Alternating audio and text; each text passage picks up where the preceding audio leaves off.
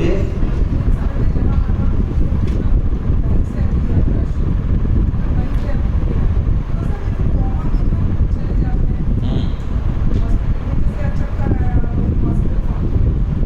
Hospital पहुंचने के बाद मन और बुद्धि तो नियंत्रण में नहीं है।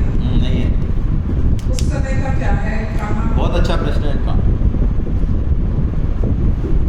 ये कह रहे हैं अंतिम समय में स्मरण के अनुसार गति होगी, और कोई व्यक्ति कोमा में चला गया, 2 महीने से कोमा में, और फिर मृत्यु में चला गया, तो उसकी गति क्या होगी? एक तो ये बात है, मेडिकल साइंस डॉक्टर साहब बैठे हैं, व्यक्ति शरीर छोड़ते समय चाहे 1 सेकंड के लिए आए, वो होश में आएगा, हरकत में आएगा। जब वो हरकत हम नोटिस नहीं कर पाए, आएगा। उस समय उसकी जो चित्तवृत्ति लास्ट में थी, जो लास्ट में जब वो कोमा में गया, वही चित्तवृत्ति कंटिन्यू होगी, और वो जो अंत समय में जब हरकत में आया, उस समय जैसी स्थिति होगी उस हिसाब से होगा, नहीं तो उससे डिसाइड होगा। दूसरा, जब हम अपना पूरा दम लगा देते हैं, पूरा साधन लगा देते हैं, और आश्रय भगवान का रखते हैं, तो भगवान की जिम्मेदारी बन जाती है, चाहे कोमा में हो, चाहे कुछ भी हो, अंत समय में भगवान हमारी जिह्वा पे बैठ के हमारा नाम स्मरण कराते हैं, उनकी जिम्मेदारी बन जाती है। हाँ सर, ये तो समझ में आया। अब जैसे जीवन में जो हमने यात्रा आरंभ की है या करते आए हैं, उसका भी तो कोई योग होगा अगले जन्म में। सही बात है कि भाई अंतिम स्थिति में हो सकता है नहीं भी आ रहा है। बहुत बढ़िया बात है। तो हमने जो जीवन भर कर्म किए, तो पहले तो उनका हिसाब करो। भगवान की कृपा क्या होती है?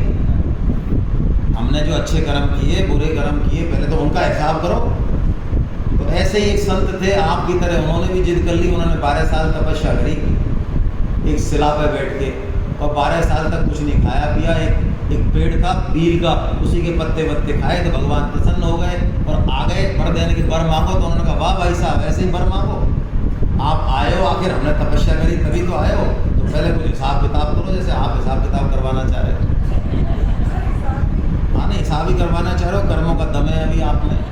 भगवान ने कह दिया कि अंत समय में मुझे याद करेगा तो मुझे ही प्राप्त होगा। आप जो है पूरा कच्चा चिट्ठा लगे बैठे हो बढ़िया की तरह कि भाई साहब इसका क्या होगा, इस भाई का। भगवान कह रहे हैं भाई कुछ है ही नहीं, अभी आपको मैं ज्ञान मार्ग बताऊंगा तो आप बोल नहीं पाओगे। भाई कुछ है ही नहीं, कर्म कुछ है ही नहीं, अकाउंट कुछ है ही नहीं, आप हो क्या, हम हैं क्या, हम है ही नहीं कुछ। ये सब माया जाल है। कौन सी जिंदगी, किसकी जिंदगी? आत्मा का तो जन्म ही नहीं होता है, फिर किसकी जिंदगी, किसके कर्म? तो तपस्वी से जैसे ही बोला तो भगवान मुस्कुराए कि रहने दो भाई साहब, वर मांग लो। कि नहीं, हमारे 12 साल की तपस्या। तो शिला बोली, भगवान मुस्कुराए, शिला बोली कि तपस्वी 12 साल तू मेरे ऊपर बैठा है, अब मैं भी 12 साल तेरे ऊपर। फिर वो बील का पेड़ बोला कि भाई साहब 12 साल आपने हमको नोच नोच के खाया, और आपको भी हम, और ये तो मूल ही मूल है, ब्याज और वसूलेंगे आपसे। बोलो करो हिसाब, करो हिसाब। हिसाब करने से पहले ये सोचा करो कि जिस सांस, शरीर, क्रिया, कोशिका, हड्डी बड्डी, ये जिनके दम पे ये नाम जप आ रहा है, साधना हो रही है, कि ये सामान कहाँ से चल रहा है, किसका सामान है ये,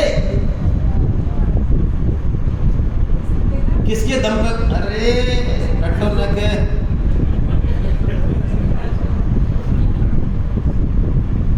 कुछ नहीं है कृपा के अलावा।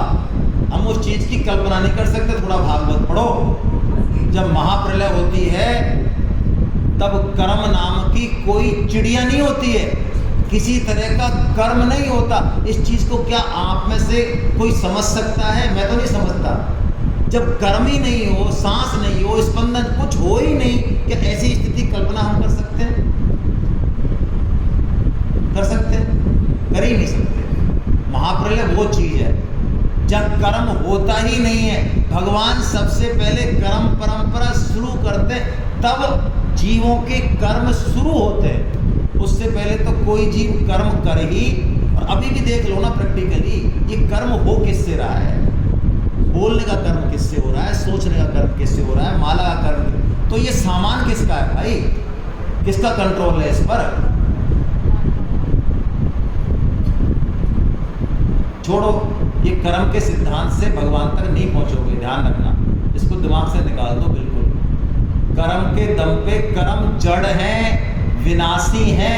स्वामी जी ने लाइन खींच दी, किसी भी कर्म का मतलब, अब कर्म समाधि भी सब कर्म है ये, किसी भी कर्म विनाशी के दम पे अविनाशी की प्राप्ति नहीं हो सकती। इसलिए कर्म करना है, लेकिन कर्म का आश्रय नहीं रखना है। बहुत बढ़िया। और कोई? उन्होंने कहा कि से बढ़ते ही है कि अंत समय में अगर प्रभु का नाम लिया जाए तो उनके पास पहुंच जाते हैं, उनके लोग मिल जाते हैं। दशरथ जब गए तो वो तो हर क्षण ही राम राम करते हुए गए, लेकिन मैंने मैंने सुना है, मैंने पढ़ा नहीं है, वो कहते हैं कि जब राम ने उसको लंका को जीत लिया तो दशरथ भी आए। तो ये कैसे हो? उनको जाना नहीं था। दशरथ जी देखो इतना बड़ा तप किया उन्होंने, ठीक है, तो उन्होंने भगवत प्राप्ति तो नहीं मांगी, क्या मांगा कि मुझे तुम्हारे समान सुत चाहिए, यही तो मांगा। तो आ गए वो भगवान बन के, उनका ये इंटरेस्ट है, उनको भगवत लोक जाना ही नहीं था।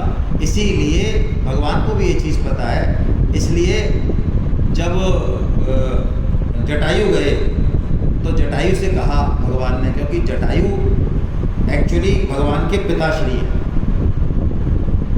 जटायु जो है ना, भगवान श्री राम ने दशरथ जी का, देखो विधि का विधान देखिए, दशरथ जी का संस्कार नहीं किया है राम ने, लेकिन किसका किया है?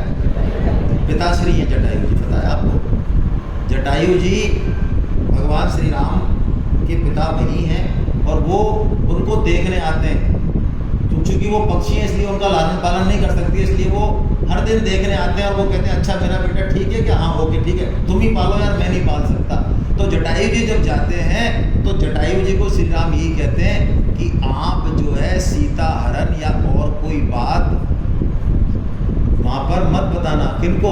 पिताश्री को। क्यों मत बताना? क्योंकि रावण खुद बताएगा आके, रावण को भी तो वहीं भेजने वाला हूँ मैं, तो वो खुद ही बता देगा वहाँ आके क्या समाचार है, ऐसा बोल